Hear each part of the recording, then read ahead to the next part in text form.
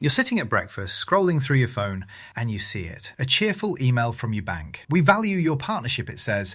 "Your money is safe with us." It feels warm. It feels secure. But have you ever stopped to ask why a multi-billion-dollar corporation is so desperate to keep your $5,000 sitting in a digital vault? My name is Ian, and I obsess over the hidden math that banks use to turn your safe savings into their massive profit machine. If you've ever wondered why your savings account interest feels like an insult while the bank's headquarters looks like a palace, stick around. We're pulling back the curtain on a system that is 100% legal but feels like you're playing life on legendary mode while they have the infinite money glitch turned on. Most people think a bank is like a high-tech shoebox. You put money in, they hold it, and you take it out later. That is the first and biggest lie. The second your deposit hits your account, your money starts a secret life. The bank takes your cash and immediately looks for someone else to lend it to. This is called the spread. They might pay you a measly 0.05% interest on your savings, which is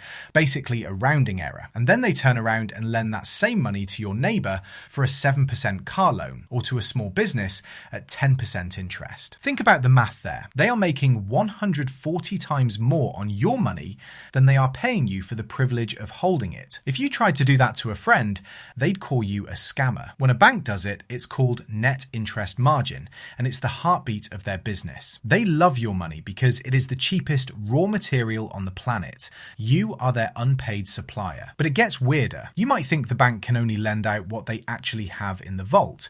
That would be logical, right? Wrong. Welcome to the world of fractional reserve banking. In many systems, banks are only required to keep a tiny fraction of their deposits, sometimes as low as 0% for certain accounts, in reserve. When you deposit $1,000, the bank doesn't just lend out that $1,000. Through a series of accounting maneuvers and lending cycles, that $1,000 can effectively create up to $10,000 in the economy through new loans. They are literally conjuring digital money out of thin air based on the promise of your deposit. They are earning interest on money that didn't even exist until you walk through the door. This is why they send you those cheerful emails. You aren't just a customer, you are the seed that allows them to grow a forest of debt. Now, you might say, "Ian, at least my money is safe from the stock market crash." Is it? Let's talk about the silent thief, inflation. While your bank is patting you on the back for keeping your money safe, the purchasing power of that money is evaporating. If inflation is 5% and your bank is paying you 0.1%, you aren't saving. You are losing 4.9% of your wealth every single year. The bank loves this. Why? Because they are lending your money out to buy assets that rise with inflation, like real estate and business equipment, while they plan to pay you back in cheaper dollars later. They are using your stagnation to fund their growth. They are playing the long game with your short-term fears. Beyond the interest spread, banks have engineered a fee factory that targets the people who can least afford it. Overdraft fees, ATM fees, maintenance fees for accounts that don't hit a certain balance. It's a system designed to punish the earn mindset and reward the own mindset. In the United States alone, banks rake in billions of dollars every year just from overdraft fees. Think about the irony. They charge people money for not having enough money. It's a penalty for being on the financial treadmill. They love your money when you have it, and they love your mistakes when you don't. It's a heads I win, tails you lose scenario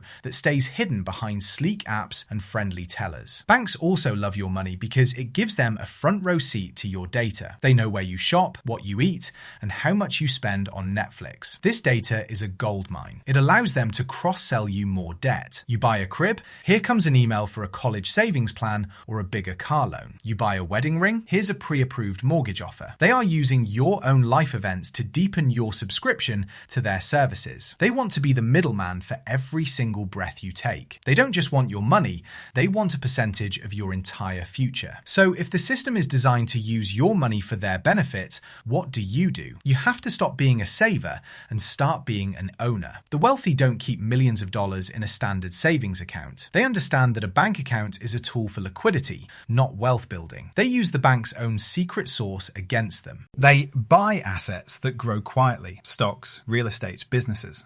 They borrow against those assets when they need cash, rather than using their own taxed income. And they die, leaving those assets to their heirs with a stepped-up basis, resetting the tax clock to zero. The bank loves your money because you've been taught to be a afraid of the risky market. They've convinced you that the treadmill is safer than the path to ownership.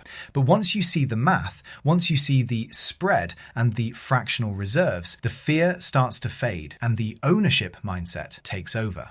You don't need to break the law, you just need to understand the map. Stop being the unpaid supplier for the bank's profit. Start treating your dollars like financial soldiers that you send out to capture more wealth for you, not for a corporation with a marble lobby. Shift your focus from how much do I earn to how much do I own. Stop letting your money sleep in their vault. It's time to wake it up. I'm Ian. Don't be broke. See ya.